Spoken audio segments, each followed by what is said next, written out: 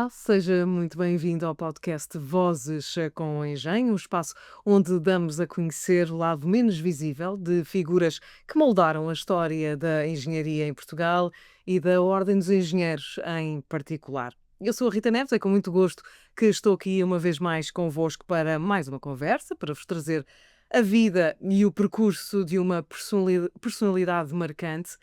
Hoje está comigo Fernando Santo, engenheiro civil, antigo bastonário, uma das vozes mais influentes na defesa da qualidade da formação e do rigor profissional na engenharia, com um percurso que cruza a engenharia, a construção, a gestão imobiliária e patrimonial, o setor público e o ensino. Vamos conhecer a história por trás deste percurso e as experiências que moldaram o seu olhar para a engenharia e para o país. Engenheiro Fernando Santo, obrigada por estar connosco. Agradeço o Bem-vindo. convite, muito obrigado. E vamos começar como sempre, começamos aqui sempre com um lado mais pessoal, olhando um pouco atrás para a sua história.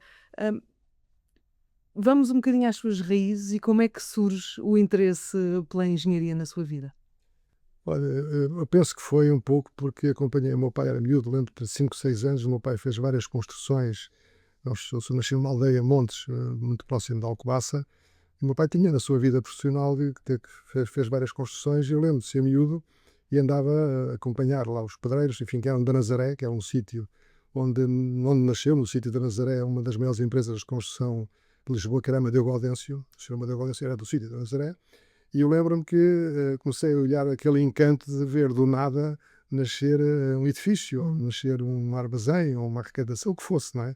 E lembro-me de fazer umas casinhas, ia buscar um bocadinho de cimento, com os tijolos, e comecei também a construir uma espécie de maquetes, digo eu hoje, na altura não sabia, e lembro que fazia as janelas com as caixas de fósforos, porque já tinham, enfim, tirava o interior, aquilo abria, e portanto acho que foi um pouco aí o desafio. Pronto, já estava aí Começar aí, com a depois sua tive magia da Lego, construção, não é? felizmente depois aos 10, 11 anos comecei a ter caixas de Lego para começar a ter outra agilidade e a autonomia face àquele contexto de estaleiro, e depois a partir daí quis ser engenheiro civil, pronto, não. Ou seja, foi de facto muito cedo que despertou para a Sim, eu sempre engenharia. gostei muito da chamada engenho e arte, o fazer coisas de artesanais. Ainda hoje tenho um hobby que é tudo que é em casa que é preciso reparar, eu reparo, e isso acaba por ser um pouco inato, de um lado, pela formação, e depois pelo gosto que fazemos de termos, e para mim das coisas que tenho, acho que é um prazer enorme, que eu gosto muito do que faço, e portanto ainda por cima me pagam, e pagam toda a vida, felizmente, e portanto o fazer, o trabalhar, não porque é uma obrigação, mas gostamos muito do que fazemos, É um é privilégio. um privilégio. E portanto eu costumo dizer muitas vezes, hoje os jovens dizem assim, pá, eu isso não vou porque não gosto, não sei. Eu fiz tanta coisa que não sabia que iria gostar. Dou-lhe aqui um exemplo.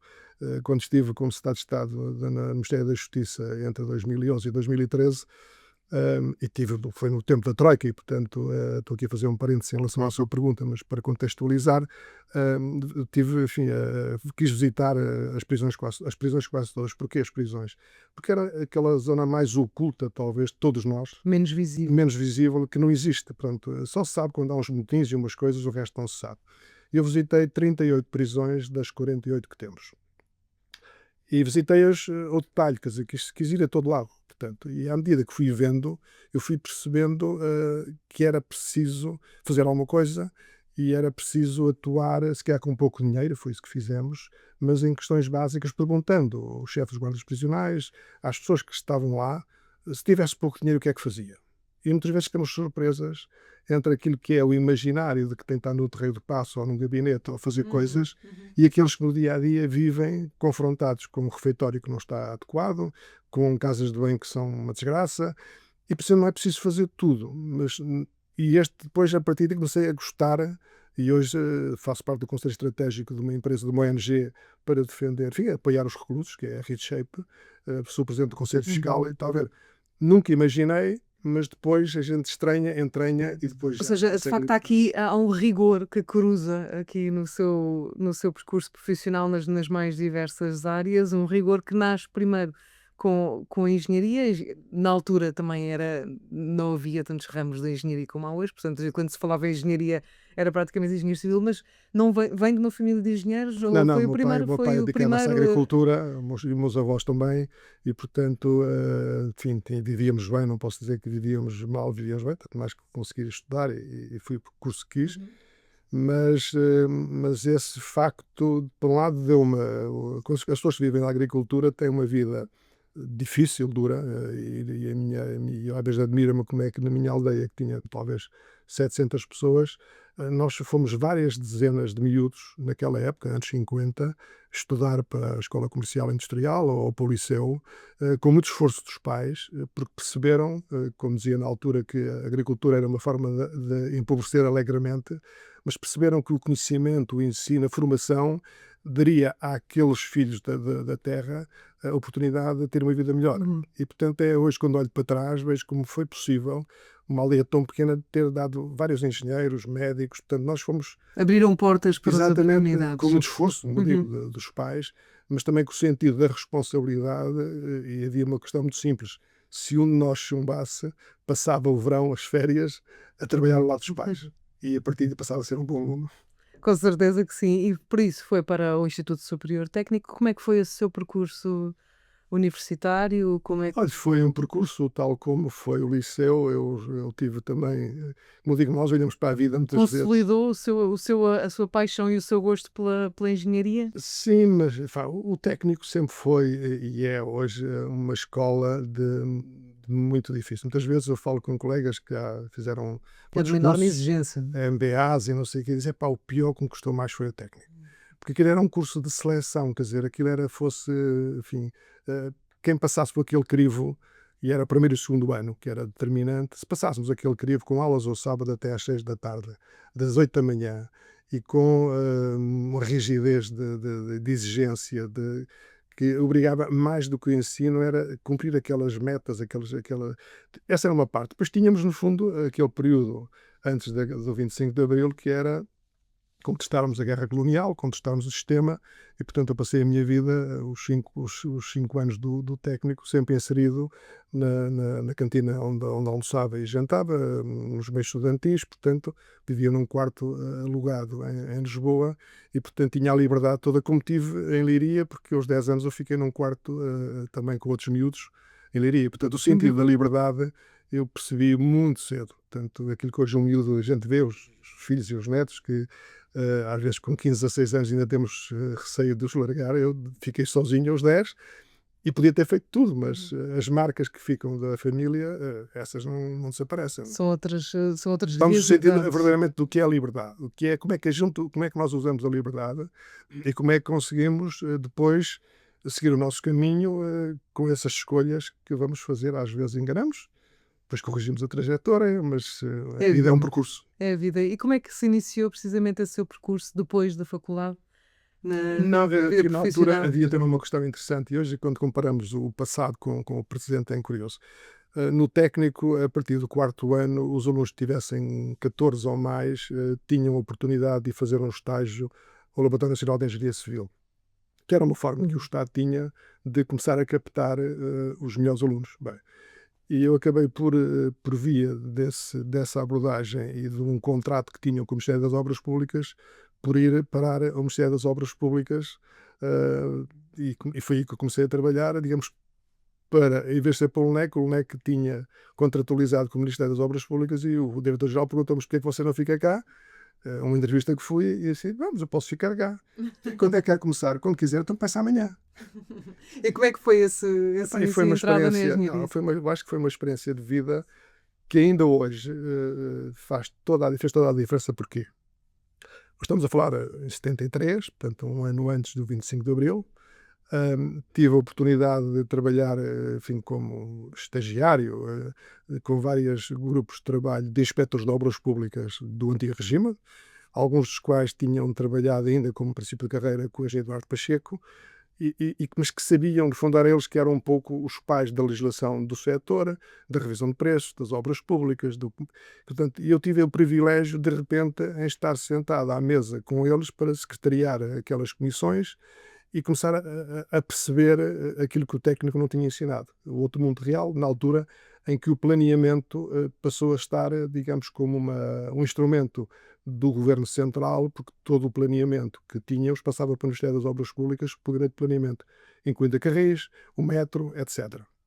E esta possibilidade que me foi dada como um jovem marcou determinantemente a minha vida, porque percebi o que era o mundo mais lato, e depois percebi que, enfim, aprendemos no técnico tal a formação nas escolas, mas depois há outras vidas e outros conhecimentos, e esse moldou completamente aquilo que depois mais tarde eu acabei por Acabou por estudar. ser, de facto, o Fernando Santos ser um filho do rigor, desde o início até o Foi. início da sua carreira profissional em Mas engenharia. também posso dizer que depois veio o 75, veio o PREC, e aqueles inspectores foram maltratados, muitos deles. Não vou dizer nomes, mas eram pessoas do melhor que havia no país em termos técnicos.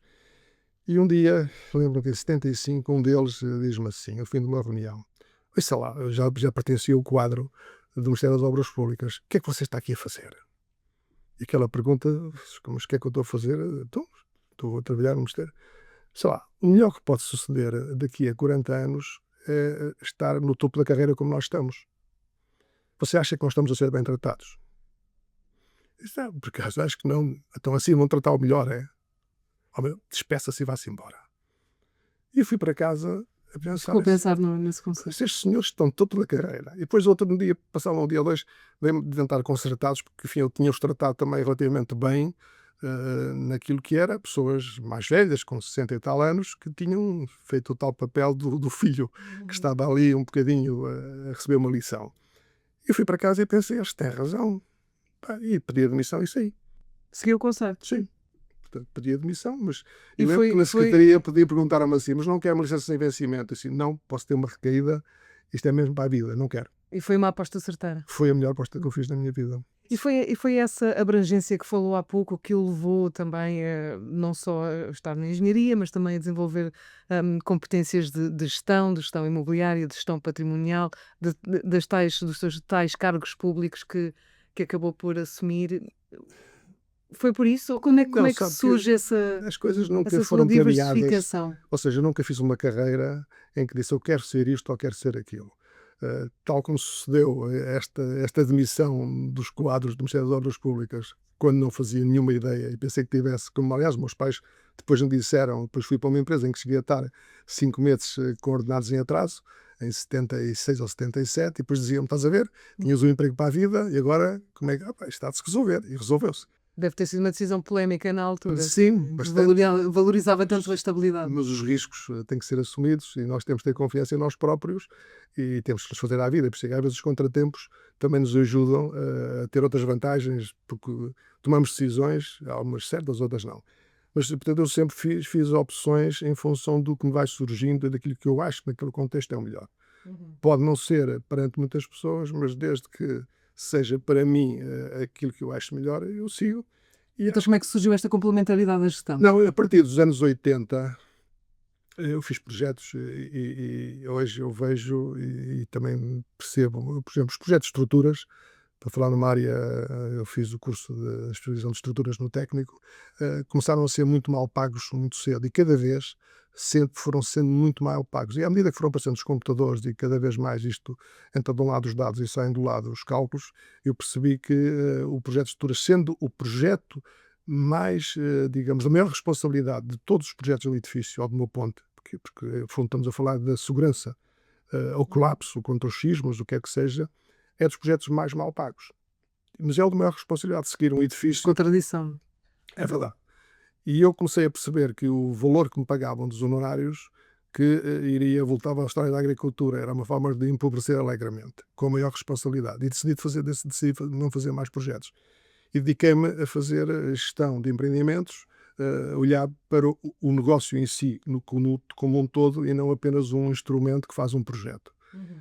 E depois, nessa altura, começaram a aparecer os MBAs, o curso de gestão, e eu fiz o curso geral de gestão da Universidade Nova de Lisboa, em 91, que me abriu a cabeça, do seu ponto de vista, que era a introdução da gestão no marketing, nas várias componentes, e a partir daí, quer dizer, comecei a ter outras ferramentas que, associadas à engenharia, E a vertente imobiliária surge também por uma complementaridade? não, portanto, sempre esteve, porque eu estive ligado, fui diretor de obras e tive logo em 70, depois de sair do Estado, tive como diretor de produção de uma empresa de construção, em que fiz muitos edifícios. Portanto, aí fiquei na parte do empreiteiro, do construtor, né? Já tinha estado a fazer alguns projetos e depois continuei, mas ela depois surge mais quando eu decido fui convidado para ir para a EPUL, chefiar o departamento técnico, e de facto a EPUL era uma grande escola. É uma pena ter sido extinta em 2012, porque era a grande escola que tinha sido criada em 71, porque a Câmara de Lisboa tem muitos terrenos que tinham sido expropriados por Eduardo Pacheco nos anos 30, entre 33 e 43, e essa capacidade de urbanizar de grandes terrenos, como é o caso do Telheiras, do Restelo e outros, e depois podermos também construir para todos os segmentos do mercado, desde a habitação social até alguns prédios que fizemos com piscina, para outros segmentos. Portanto, isso deu-me de facto uma experiência e a capacidade de intervir e ver a dimensão já a outra escala que não propriamente do edifício isolado. E a vida leva-o, como já aqui referimos um bocadinho, ao cargo de Secretário de Estado de Administração Patrimonial e Equipamentos do Ministério da Justiça. Já me falou um pouco também dessa experiência, que de facto retirou também dessa experiência um pouco algo para a vida. Algum desafio que considere mais relevante enquanto esteve no governo? Foram muitos, mas antes disso aceitei o desafio de concorrer à Ordem dos Engenheiros. Esse eu acho Eu que já lá ia, mas já lá não, ia, não, mas depois na mas Justiça. Eu acho que, enfim, quando a ministra Paula Teixeira da Cruz me convidou, eu, no princípio disse, mas eu não sou engenheiro civil, como ela sabia, enfim, não tenho competências para assumir, até porque era o único secretário de Estado, uma vez que anteriormente tinha havido 3, e era o único que concentrava em mim tudo o resto. Ela disse, não, é uma coisa muito simples, eu quero tratar e quero ter tempo disponível, darmos com a Troika, fazer as reformas legislativas que nos estão a ser impostas, o Código de Processo Civil, a reforma dos tribunais, do mapa judiciário, etc. E quero ter um secretário de Estado da minha confiança que faça a gestão do Ministério, com tudo. Património, orçamentos, edifícios. Portanto, isto é devido. E eu disse, isto faz sentido. Uhum. Fez sentido. Portanto, já não era propriamente eu ter que tratar de algumas coisas, mas que tive, porque no fundo todos os diplomas que foram naqueles 2 anos e meio aprovados, tive que ser eu a apresentá-los na reunião do secretário de Estado, porque era o único, tive que ir a todas as reuniões e tive que os defender. Portanto, tive que ser, no fundo, ter ali um curso também de preparação para todas estas matérias, pronto, com algumas, E foi desafiante foi nesse muito ponto de vista. desafiante. É outro mundo, portanto, entrar nesse mundo, mas não estou nada arrependido e acho que aquilo que nós conseguimos fazer com muito pouco deixou marcas no Ministério. Posso dizer que no momento em que Portugal deixou de ter obras públicas, incluindo o túnel do Marão, que foi suspenso, nós fizemos o maior edifício, se calhar deste século, que foi a sede da Polícia Judiciária, que tinha sido começado um mês antes e que era suposto parar, e nós insistimos, e a Ministra teve a força política suficiente Para para dizer, não, continuar com o vamos projeto. fazê-lo, e também deve ter sido a única obra pública em que acabou com menos de 18% de custos em relação ao orçamento. Uhum. Fica feito. E Nota-se comunicámos ao Tribunal de feito. Contas. Costuma ser ao contrário, dizer que custou mais 25% ou 30%. Não. Comunicámos que custou menos de 18%, retirando uma série de Lá coisas está, de o tipo de rigor, projeto. que tanto característica. Falamos então da Ordem dos Engenheiros, foi bastonário entre 2004 e 2010. Como é que a Ordem e o cargo de bastonário lhe aparece à frente na sua? Por um convite do anterior bastonário, enfim, o incumbente, enfim, as direções têm sempre a preocupação de escolher alguém que lhes pareça que possa continuar aquilo que é, no fundo, a preocupação da representação da Ordem, né, em nome dos engenheiros, e eu fui abordado pelo engenheiro Sousa Soares, depois de ter sido convidado já por ele em 2000 para criar uma especialização de Direção e Gestão da Construção. Eu fui primeiro coordenadora, para, no fundo, tratar de uma forma, na especialização, as matérias que têm a ver com quem dirige obras, a fiscalização e a gestão de empreendimentos, que era uma matéria que estava um bocadinho, fala-se muito dos projetistas, mas depois, na altura, não se falava muito de quem se responsabiliza pela fiscalização, nem pela direção de obras. E foi essa a preocupação. Depois lancei um livro em 2002 sobre edifícios, gestão integrada de projetos e obras, que teve acho que um grande sucesso para um livro técnico. E depois surgiu esse convite, que também fiquei a pensar, 2 dias antes de dizer que sim, E depois pensei assim: o que é que eu posso fazer? Isto é uma frase muito feita, mas foi, enfim, o que é que eu posso fazer pela Ordem dos Engenheiros? Porque críticos todos somos, não é? Então estamos do lado de E fora. quais é que eram os seus maiores desafios para o Era, seu no fundo, colocar a engenharia como o centro da discussão nacional de muitos temas de interesse público. Ou seja, eu defendo, e muitos colegas defendem, que a engenharia é um recurso estratégico nacional. Sempre foi. Desde a engenharia militar de 1648. Para ter uma ideia, a engenharia militar foi criada por decreto real de Dom João IV em 1648, portanto, 2 anos, 8 anos depois da independência, por perceberem que os espanhóis tinham usado a engenharia militar como uma arma, e por isso é que também é uma arma e não um serviço, para a colonização da América Latina, e Portugal usou para fazer 200 fortificações no Brasil, e por isso construímos o maior país da América Latina, o país que era muito mais pequeno que Espanha. Portanto, isto representa um pouco a estratégia em que o foco foi na engenharia, não só, mas também. E esse poder da engenharia militar como a arma que dirigiu todas as obras públicas, que foi do terremoto de 1755, foi a engenharia militar, manteve-se até à Revolução Industrial. Quando chegamos à Revolução Industrial e se começa a ver que é preciso fazer caminho de ferro, eletrificação, as estradas, pontes, os militares têm esta grande humildade de reconhecer que estavam no limite das suas capacidades e convocam a sociedade civil através da Associação de Engenheiros Civis Portugueses, e são civis porque não são militares. Exatamente. Foi só por isso a classificação, a passarem a tomar conta, digamos, passar o testemunho. E esse testemunho foi passado e foi desenvolvido depois por o general e engenheiro Fontes Pereira de Melo. E, portanto, esta história da engenharia fez-me sempre pensar que a engenharia é, de facto, o grande recurso no desenvolvimento dos países. Há políticos e regimes que os utilizam melhor e outros que utilizam pior.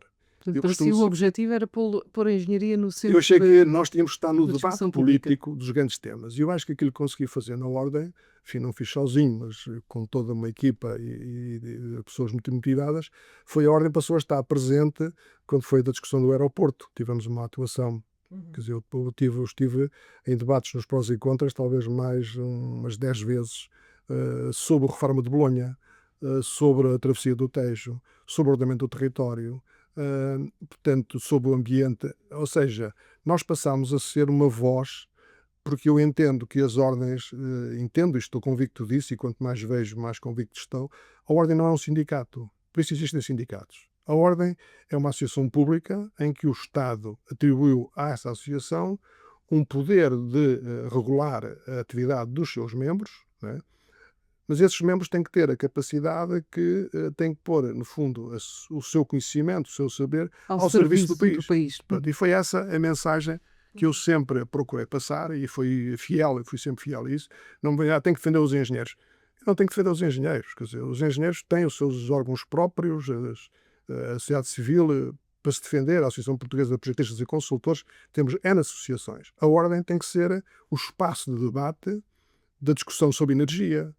Fizemos muitos debates sobre energia. Promovi em 2006 um congresso, digamos, de um dia sobre energia nuclear com prós e contras. Na altura acusaram não, tivemos metade, tal como os prós e contras na Fátima Campos Ferreira. Metade das pessoas que foram candidatas eram a favor, metade eram contra. Os engenheiros têm que ser Abertos a e eu sempre, outras opiniões também. eu sempre promovi, mesmo me lembro quando foi o primeiro debate nos prós e contras sobre o aeroporto, a Fátima Campos Ferreira, que felizmente está entre nós, quando me ligou, disse: consegue fazer metade da plateia a favor e metade contra? Eu disse: consigo, arranjo, sei mais ou menos quais são as pessoas que estão a favor e contra, vou convidá-los, eles organizam-se, e nós tivemos metade dos engenheiros que estavam claramente a favor da OTA e outra metade contra. E eu acho que é do debate civilizado, e promovemos muitos debates no MEC, noutros locais, é deste debate sobre alta velocidade também, que deve nascer o esclarecimento e com base no conhecimento, para que as opções políticas possam ser... Não poderia concordar mais consigo. Acho que é mesmo Infelizmente, com a as discussão coisas pública. depois acabam por dizer que sim, que temos todas razão. Mas acho que foi um período em que a Ordem esteve presente e a mensagem que passamos foi esta. E como é que perspectiva agora? Como é que olha agora para a economia, a engenharia e o papel da engenharia no nosso país e na sociedade. Eu acho que vivemos em dois mundos na engenharia. Temos a engenharia ligadas às novas tecnologias, à inteligência artificial, aquilo que é o advento de um outro mundo novo e talvez de uma nova revolução, que neste caso, São grandes os desafios, não é? que a gente talvez não esquecemos que a inteligência artificial é um instrumento, não é? Portanto, não é o fim em si, é um instrumento como Pode ser bastante útil e pode trazer exato, inúmeros benefícios como veio o para computador todas as classes e os profissionais. iPhones e tudo isso. Tudo isso são instrumentos que nós não podemos esquecer, que não podemos transformar aquilo no fim da história, mas é um instrumento. Portanto, quem está nessa área, eu acho que está no caminho, como sabes, refere em Lisboa, os unicórnios, empresas startups que façam valer rapidamente 1.000 milhões. Portanto, é um outro mundo desafiante e admiro que para muitos jovens seja a atração. Depois temos um mundo que eu chamo da caliça, mundo real. Nós vemos organizações feitas em 3D com pessoas como se estivessem concluídas e não existe nada, mas essas têm que ser feitas fisicamente. E quando chegamos depois a esta engenharia mais antiga, que é ancestral, que é tão antiga edificar, precisamente, não é? quanto o homem saiu da caverna, passou a fazer edificações, nós aí temos engenheiros cada vez mais mal pagos, projetistas cada vez mais mal pagos, pessoas que cada vez querem deixar de ir para estes cursos, porque para que é que eu vou para a construção se somos maltratados na comunicação social? Os promotores, os construtores, portanto, parece que é um mundo sob ataque de uma sociedade que não percebeu a importância. Quer dizer, enquanto há 50 anos nós olhávamos para uma barragem como uma obra que nos dava água de reserva, como é o caso da barragem de Castelo de Bode em relação a Lisboa, e nos dava energia, ou uma estrada como algo que nos permitia ir rapidamente, hoje parece que vemos tudo como um constrangimento, um problema, porque polui, porque tem detritos, porque, quer dizer, puseram tantas e tantos problemas e constrangimentos em cima de uma área que era normal, que hoje as pessoas já não querem. E como é que responde a essa pergunta, se for colocada para um jovem que queira ser engenheiro? É E pergunto precisamente porque é que eu hei de ir para uma profissão mal paga, a pouco reconhecida da sua importância? quer dizer, por um lado, Que conselho é que pode dar a que estes trabalho jovens... é uma questão de, digamos, também do gosto. Quer dizer, nós também não podemos olhar só para a parte monetária. Hoje, o desafio é o prazer de ver construir. Eu tenho um enorme desafio, que é quando vejo um terreno, como foi, por exemplo, o caso da Expo, um terreno que era quase um pântano, e passado 2 anos ver ali uma cidade. Quer dizer, não imagino o prazer. É uma obra que nasce de nada, e esse prazer, Que era quase inimaginável na altura. os que sentem e vivem, e os que não sentem, é como ter um quadro, um pintor pinta e chega ao fim, ou um fotógrafo ter uma fotografia de 100 tirou uma que é fantástica, não é?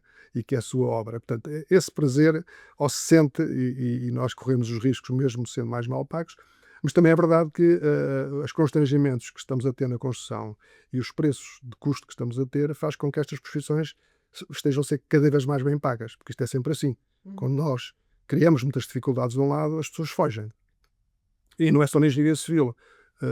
Eu estive no Conselho de Escola da Universidade, do Instituto Superior de Agronomia até há pouco tempo, até assumir um cargo como conselheiro do Conselho Geral da Universidade de Lisboa, e via que a dificuldade é captar alunos para a agronomia, para a segurança alimentar, para a florestal, um país que tem 60% do território como reserva agrícola nacional e como reserva ecológica nacional. É um contrassenso.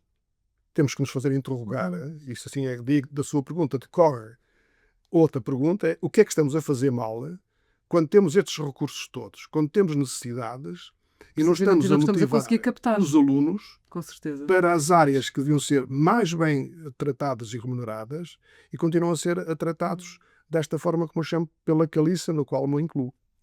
Já estamos no limite do nosso tempo, mas eu não podia deixar de lhe perguntar um pouco sobre a sua vida familiar. Ouvi dizer que tem 2 filhos e que é um homem muito e que marcou sempre a sua vida com uma prioridade para a família e a vida familiar. Ora, com este percurso profissional tão rico que acabámos por ir conhecendo um pouco ao longo destes minutos, como é que conseguiu priorizar essa vida familiar ao mesmo tempo que desenvolve uma carreira destas? Quer dizer, há um tempo em que nós não estamos ainda casados, não temos filhos e, portanto, temos a liberdade de trabalhar quase 12 horas ou mais por dia. Enfim, quando estava no Estado também trabalhava em produção liberal, se às 5h30, às 6 começava a trabalhar até às 11 da noite a fazer projetos, pronto. Mas isso, Não há como. pá, não há como, quer dizer, vale a pena. Se a gente quer ter também independência económica, tem que, no fundo, ter essa capacidade. Depois de casado e quando nascem os filhos, também há uma opção que é dizer, isto é um período relativamente curto da vida de uma pessoa e da família, que é o período dos filhos até terem 10 anos, digamos assim, que nós podemos deixar marcas, e para além do grande apoio dos meus sogros, que foram de facto importantíssimos, porque viviam ao nosso lado e portanto tratavam do apoio daquela retaguarda muito presente diariamente.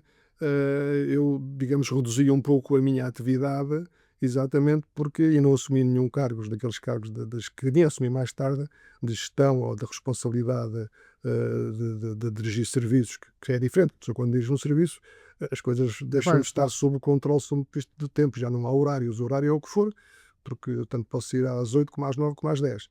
E esse período eu decidi que eu tinha que ficar, continuava a trabalhar, mas não podia ficar condicionado pelo trabalho para ter tempo de ir à escola quando era preciso, de os acompanhar, e acho que fiz muito bem. Uhum. E depois tive a sorte, ou não sei se foi a sorte, se calhou, quando achei que eles já estavam, digamos, suficientemente, digamos, crescidos para poderem seguir o caminho sem ter os pais ali ao lado, fui aceitando então os convites que me foram surgindo para assumir Os seus cargos de filhos chefia. que acabaram por emigrar, por sair do Exato, país, são tenho engenheiros também ou não não, seguiram não, as pisadas do tiraram o pai? curso Como de é que gestão foi? na Universidade Católica, nenhum quis ser engenheiro, talvez por verem, eh, digamos, o trabalho do pai, nem médicos, a minha mulher é médica, não, nenhum, mas foram para Não seguiram gesteiros. as pisadas dos pais. Exato, e portanto um vive no México, entre o México e dá aulas também aqui na Universidade Nova de Lisboa, na Faculdade de Economia, e o outro trabalha em Nova Iorque, portanto, Uhum. mas isso, Também na área da gestão.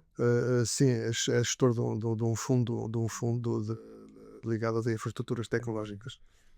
Foram buscar pelo menos um bocadinho da parte ligada à Há muita gestão, coisa, há os princípios que os ficam, princípios com certeza que ficarão. como digo, nós somos muito daquilo que os nossos pais nos ensinaram e da confiança e das relações que estabelecemos com os pais e com os avós. Isso acho que fica marcado para a vida e essa é a parte gratificante que eu tenho da minha vida, que é mais que fazia tudo igual. Que bom ouvir isso, Engenheiro Fernando Santo. Foi um gosto conhecê-lo um pouco melhor e estes minutos que passámos aqui a ouvir um pouco do seu percurso pessoal e também a sua carreira tão marcante e prestigiante. Muito obrigada. Eu que agradeço, muito obrigado. E assim fechamos mais um episódio de Vozes com Engenho. Siga o podcast nas plataformas habituais e também, naturalmente, na Ordem dos Engenheiros TV. Espero por si em breve no próximo episódio do podcast que dá voz ao que se constrói com visão e engenho. Até breve e obrigada por nos ter acompanhado.